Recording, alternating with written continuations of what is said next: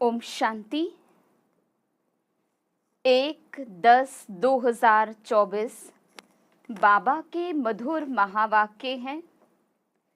मीठे बच्चे, देही अभिमानी बनने की प्रैक्टिस करो।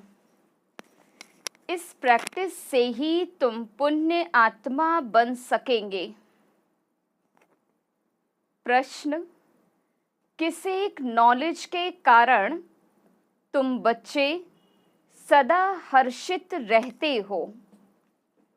उत्तर: तुम्हें नॉलेज मिली है कि ये नाटक बड़ा वंडरफुल बना हुआ है। इसमें हर एक एक्टर का अविनाशी पार्ट नुदा हुआ है। सब अपना अपना पार्ट बजा रहे हैं। इस कारण तुम सदा हर्षित रहते हो। प्रश्न: कौन सा एक हुनर बाप के पास ही है, दूसरों के पास नहीं? उत्तर: देही अभिमानी बनाने का हुनर एक बाप के पास है, क्योंकि वह खुद सदा देही है, सुप्रीम है।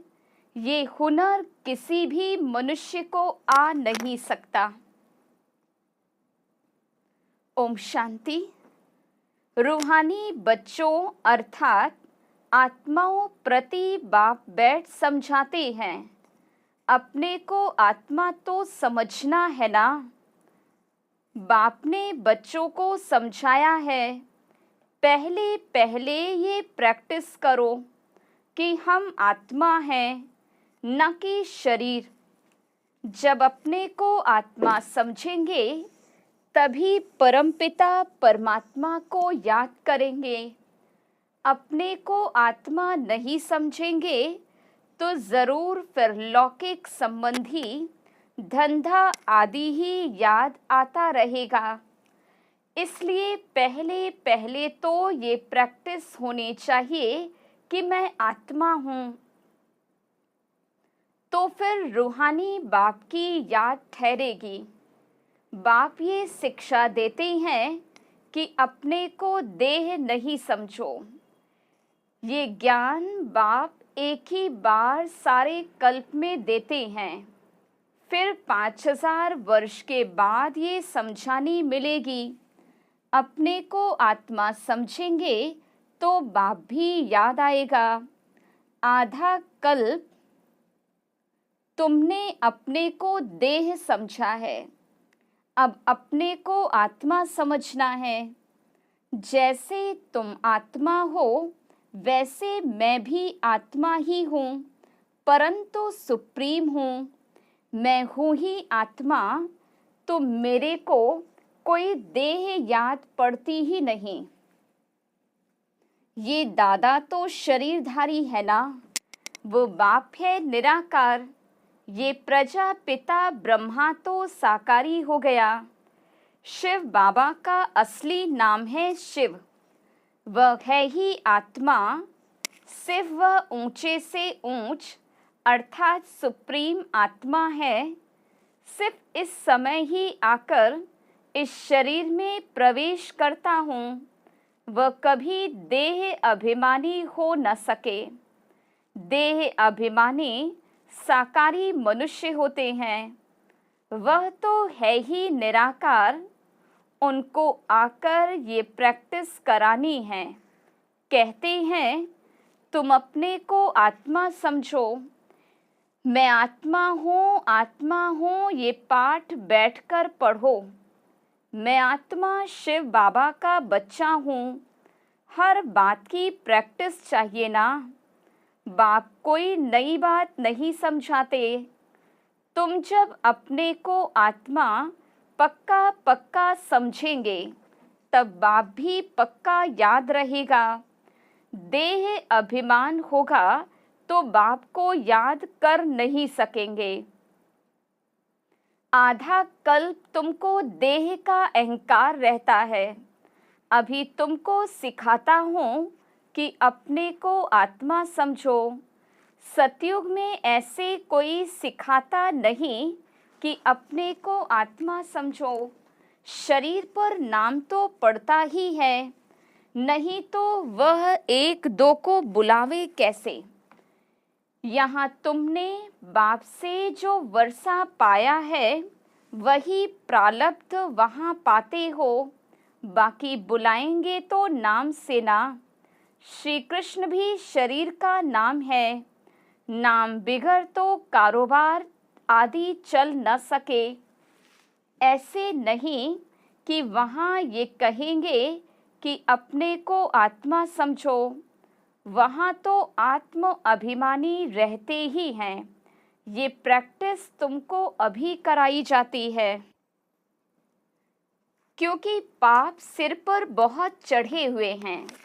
आहिस्ते आहिस्ते थोड़ा थोड़ा पाप चढ़ते चढ़ते अभी फुल पापात्मा बन पड़े हो। आधा कल्प के लिए जो कुछ किया वो खलास भी तो होगा ना। आहिस्ते आहिस्ते कम होता जाता है। सतयुग में तुम सतो प्रधान हो, त्रेता में सतो बन जाते हो। वर्षा अभी मिलता है। अपने को आत्मा समझ, बाप को याद करने से ही वर्षा मिलता है। ये देही अभिमानी बनने की शिक्षा बाप अभी देते हैं। सतयुग में ये शिक्षा नहीं मिलती, अपने अपने नाम पर ही चलते हैं। यहाँ तुम हरेक को याद के बल से पापात्मा से पुण्य आत्मा बनना है। सतयुग में इस शिक्षा की दरकार ही नहीं। न तुम ये शिक्षा वहाँ ले जाते हो, वहाँ न ये ज्ञान न योग ले जाते हो। तुमको पतित से पावन अभी बनना है। फिर आहिस्ते आहिस्ते कला कम होती है। जैसे चंद्रमा की कला कम होते होते लीक जाकर के रहती है। तो इसमें मूंझो नहीं, कुछ भी न समझो तो पूछो। पहले तो ये पक्का निश्चय करो कि हम आत्मा हैं। तुम्हारी आत्मा ही अभी तमो प्रधान बनी है। पहले सतो प्रधान थी, फिर दिन प्रतिदिन कला कम होती जाती है।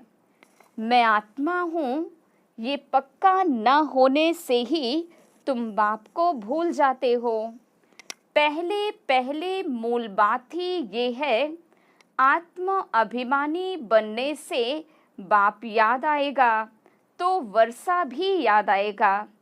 वर्षा याद आएगा तो पवित्र भी रहेंगे, दैवी गुण भी रहेंगे। एम ऑब्जेक्ट तो सामने है ना। ये है गॉडली यूनिवर्सिटी, भगवान पढ़ाते हैं। देही अभिमानी भी वही बना सकते, और कोई भी ये हुनर जानता ही नहीं। एक बाप ही सिखलाते हैं। ये दादा भी पुरुषार्थ करते हैं।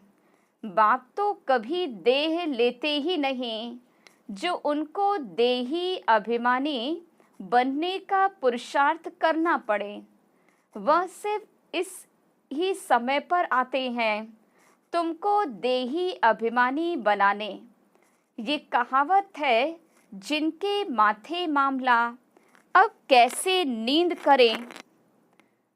बहुत धंधा आदि टू मच होता है तो फुर्सत नहीं मिलती, और जिनको फुर्सत है वो आते हैं बाबा के सामने पुरुषार्थ करने। कोई नए भी आते हैं, समझते हैं नॉलेज तो बहुत अच्छी है। गीता में भी ये अक्षर है, मुझ बाप को याद करो तो तुम्हारे विकर्म विनाश हो जाएंगे। तो बाप ये समझाते हैं, बाप कोई को दोष नहीं देते। ये तो जानते हैं तुमको पावन से पतित बनना ही है, और हमको आकर पतित से पावन बनाना ही है। ये बना बनाया ड्रामा है, इसमें कोई के निंदा की बात नहीं। तुम बच्चे अभी ज्ञान को अच्छी रीति जानते हो। और तो कोई भी ईश्वर को जानते ही नहीं, इसलिए निधन के नास्तिक कहलाते हैं। अभी बाप तुम बच्चों को कितना समझदार बनाते हैं, टीचर रूप में शिक्षा देते हैं, कैसे ये सृष्टि का चक्र चलता है।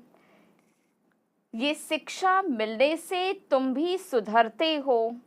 भारत जो शिवालय था सो अब वैश्यालय है ना, इसमें ग्लानि की तो कोई बात नहीं।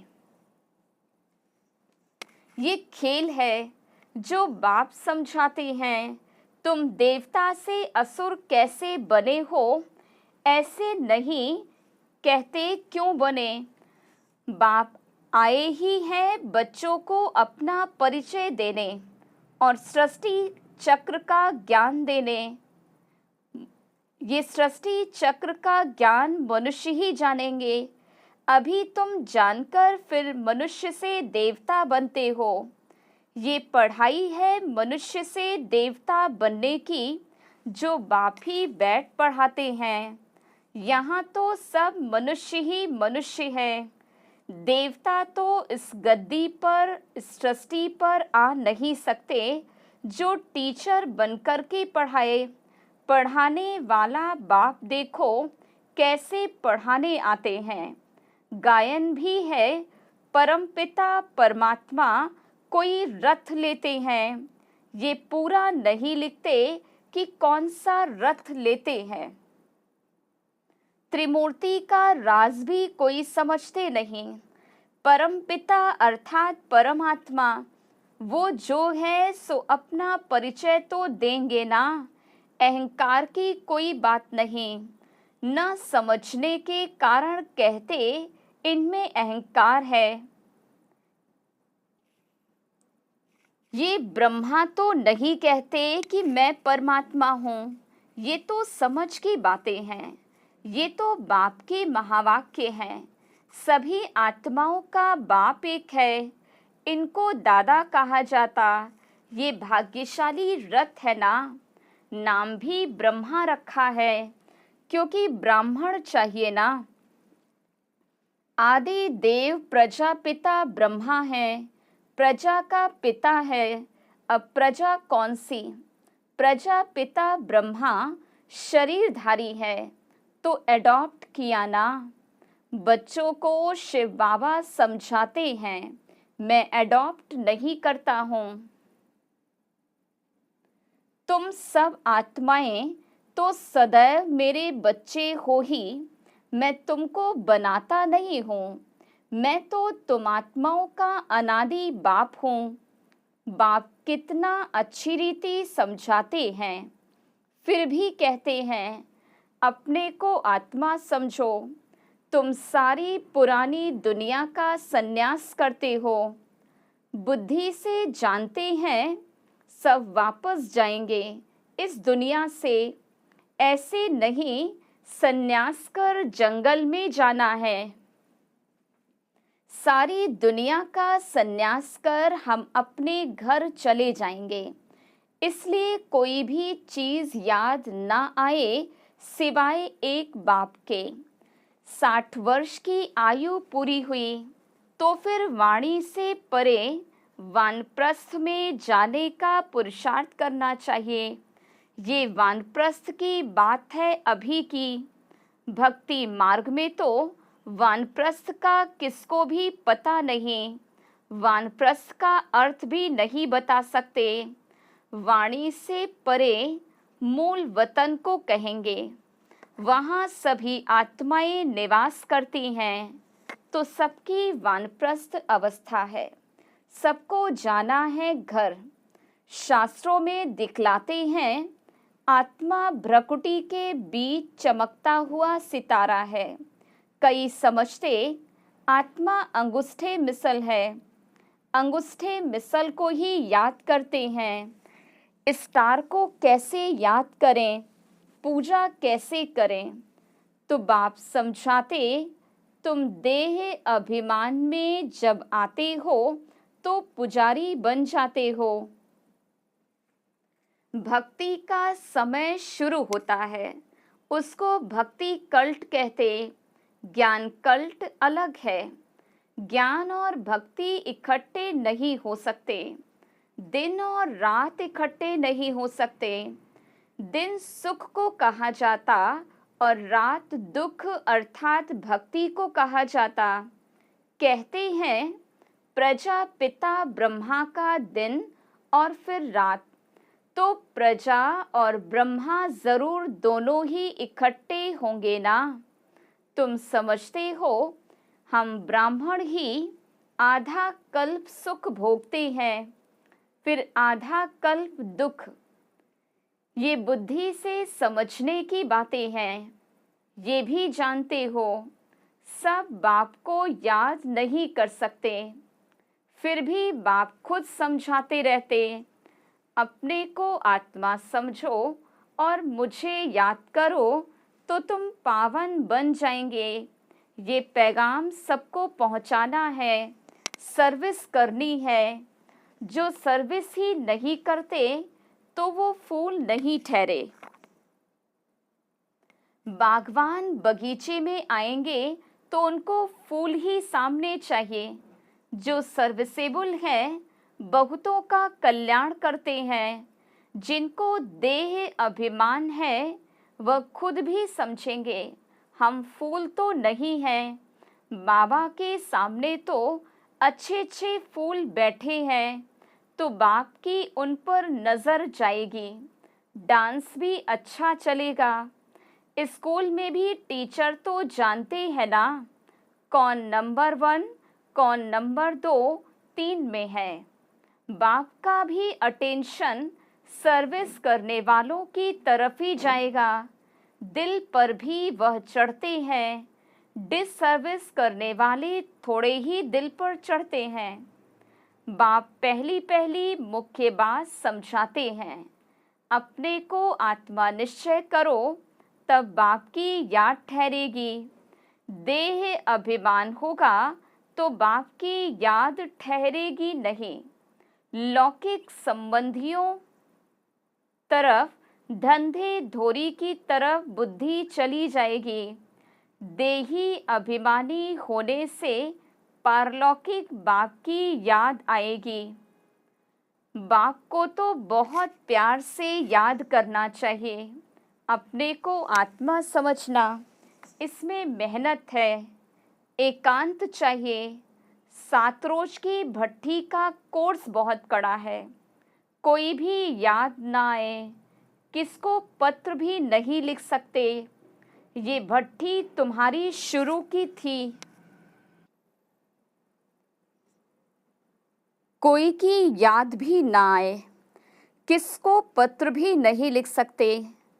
ये भट्ठी तुम्हारी शुरू की थी।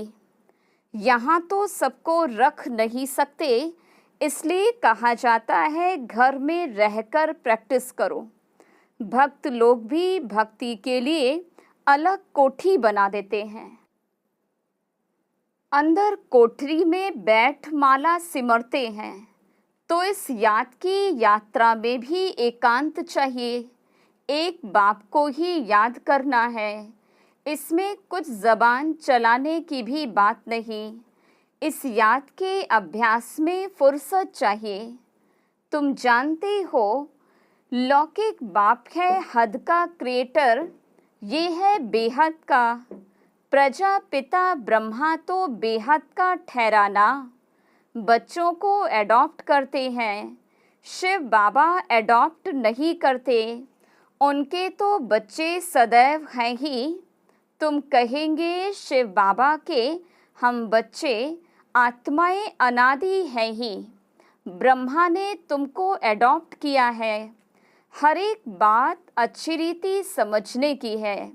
बाप रोज़ रोज़ बच्चों को समझाते हैं। कहते हैं बाबा याद नहीं रहती। बाप कहते इसमें थोड़ा समय निकालना चाहिए। कोई कोई ऐसे होते जो बिल्कुल समय दे नहीं सकते। बुद्धि में काम बहुत रहता है, फिर याद की यात्रा कैसे हो। बाबा समझाते मूल बात ही ये है, अपने को आत्मा समझ मुझ बाप को याद करो तो तुम पावन बन जाएंगे। मैं आत्मा हूँ, शिव बाबा का बच्चा हूँ, ये मन मनाभव हुआ ना। इसमें मेहनत चाहिए, आशीर्वाद की बात नहीं। ये तो पढ़ाई है, इसमें कृपा व आशीर्वाद नहीं चलती। मैं कभी तुम्हारे ऊपर हाथ रखता हूँ क्या? तुम जानते हो बेहद के बाप से हम वर्षा ले रहे हैं। अमर भव, आयुष्मान भव, इसमें सब आ जाता है। तुम फुल आयु पाते हो, वहाँ कभी अकाली मृत्यु नहीं होती। ये वर्षा कोई साधु संत आदि दे नहीं सकते। वो कहते पुत्रवान भव, तुम मनुष्य समझते, उनकी कृपा से बच्चा हुआ। बस जिनको बच्चा नहीं होगा वो जाकर उनका शिष्य बनेंगे। ज्ञान तो एक ही बार मिलता है। ये है अव्यभिचारी ज्ञान, जिसकी आधा कल्प प्रारब्ध चलती है। फिर है अज्ञान। भक्ति को अज्ञान कहा जाता। हर एक बात कितना अच्छी रीति समझाई जाती है। अच्छा, मीठे मीठे सिक्किलधे बच्चों प्रति माता पिता बाप दादा का याद प्यार और गुड मॉर्निंग। रूहानी बाप की रूहानी बच्चों को नमस्ते। हम रूहानी बच्चों की रूहानी बाप दादा को याद प्यार, गुड मॉर्निंग और नमस्ते। धारणा के लिए मुख्य सार। पहली पॉइंट, अभी वानप्रस्थ अवस्था है, इसलिए बुद्धि से सब कुछ संन्यास कर एक बाप की याद में रहना है। एकांत में बैठ अभ्यास करना है। हम आत्मा है, आत्मा है। दूसरी पॉइंट, सर्विसेबल फूल बनना है। देह अभिमान वश ऐसा कोई कर्म नहीं करना है जो डिसर्विस हो जाए। बहुतों के कल्याण के निमित्त बनना है। थोड़ा समय याद के लिए अवश्य निकालना है। वरदान, परमात्म ज्ञान की नवीनता, पवित्रता को धारण करने वाले, सर्व लगावों से मुक्त भव। इस परमात्म ज्ञान की नवीनता ही पवित्रता है। फलक से कहते हो कि आग कपूस इकट्ठा रहते भी आग नहीं लग सकती। विश्व को आप सबकी ये चैलेंज है कि पवित्रता के बिना योगी व ज्ञानी तो आत्मा नहीं बन सकते।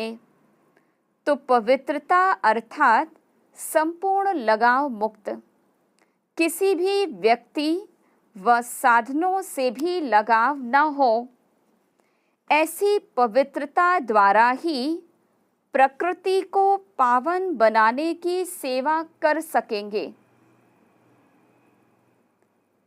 स्लोगन, पवित्रता आपके जीवन का मुख्य फाउंडेशन है। धरत परिये धर्म न छोड़िए।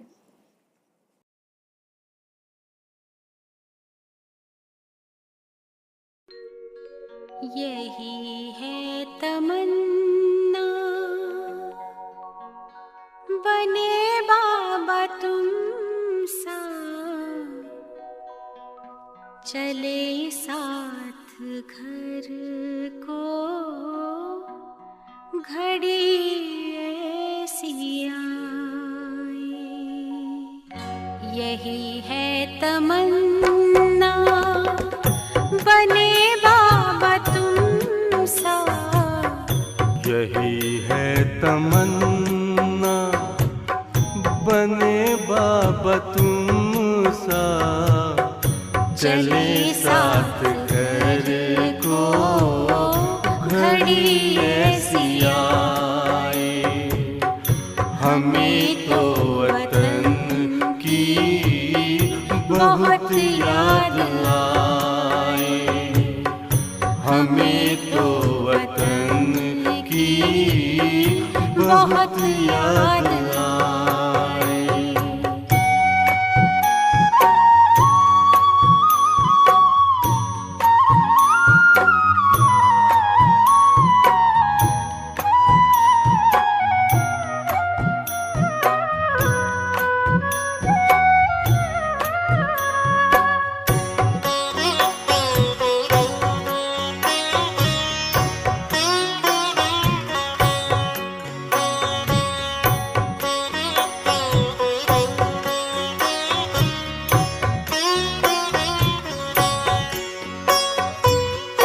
किस काम की है पुरानी ये दुनिया, बड़ी प्यारी है वो निराकारी दुनिया।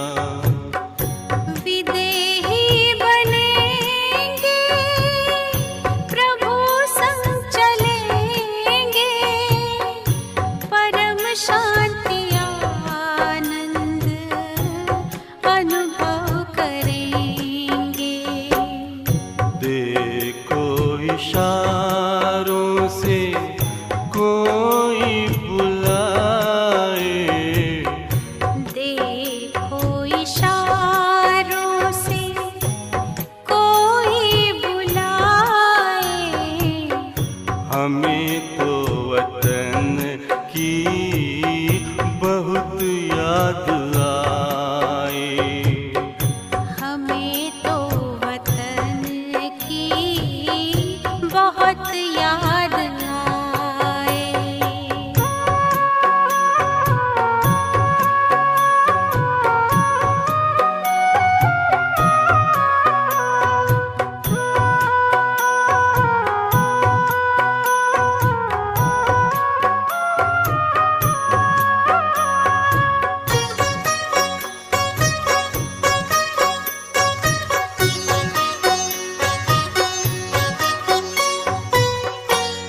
मुद्दत है गुज़री बिछड़े वतन को, मिला क्या यहाँ पर लगा करके मन को।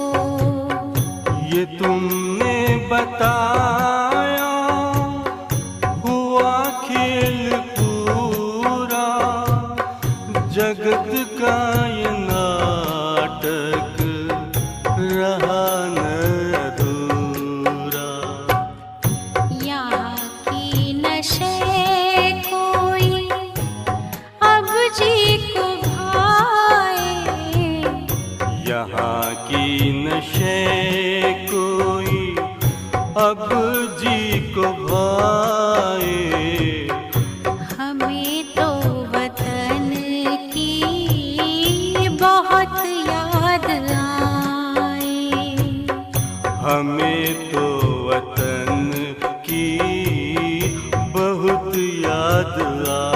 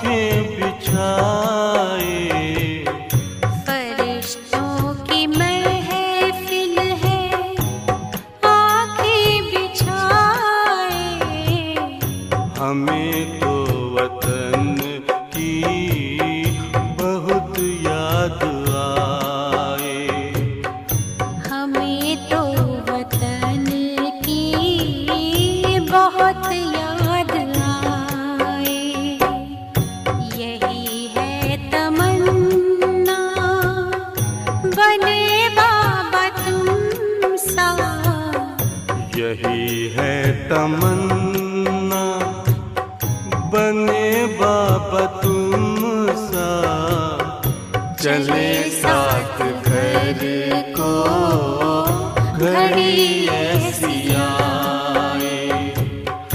हमें तो वतन की बहुत याद आए, हमें तो वतन की बहुत याद आए।